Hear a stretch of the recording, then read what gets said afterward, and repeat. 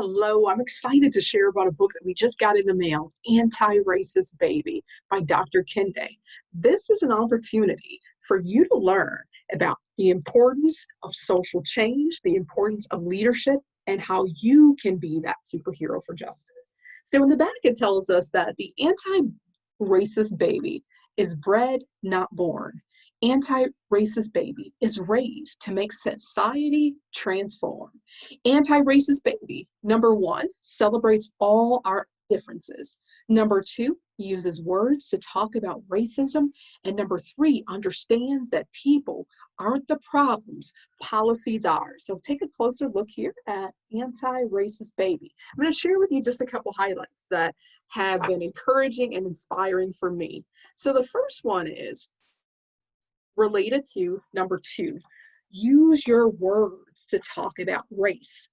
No one will see racism if we only stay silent. If we don't name racism, it won't stop being so violent. So use your words to talk. Next, number three, point at policies as the problem, not people. Some people get more while others get less, because policies don't always grant equal access. So take a look here.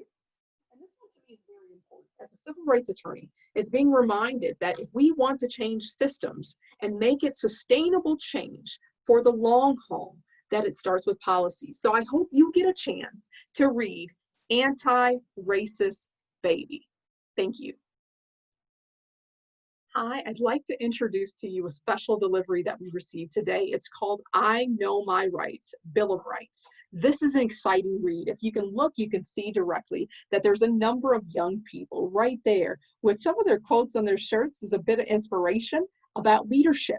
You have king, you have boss, you have queen. What you are hearing through the messages just from the cover alone, that we all can make a difference and that you're never too young to make a difference. So let's look at a couple of the pages just to get a sense of what are some of the topics that are described. So it's an outline of the Constitution and looking at your Bill of Rights. So as an attorney, this one is a special page for me because it's about your rights that is outlined in Article 5 and Article 6. So I'm just going to read the page here. It says, the Fifth Amendment says there's no double jeopardy. You can't be tried for the same crime twice.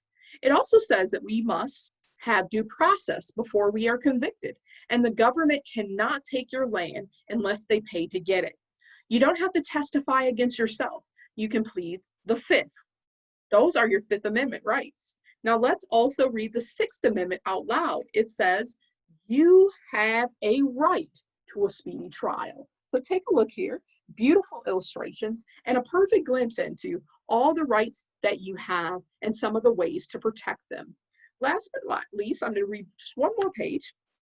And it says, before this class ends, let's talk about some ways that you will use the Bill of Rights every day. Muhammad is a Muslim and Stacy believes in Jesus Christ. The First Amendment states that they can worship whichever God they like. Last month, you met in the schoolyard before the general election.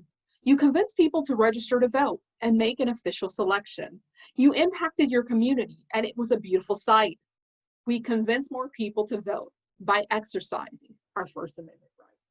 Take a look at those beautiful illustrations that reflect the power of the First Amendment. So I hope you enjoy this book series. It's a part of the McBride collections of stories. And I want to say kudos and thank you to Mr. Lennon for a beautiful book that helps to ground young people in a deeper understanding of the Constitution and the Bill of Rights. I hope that you enjoy it and get a copy for your home as well.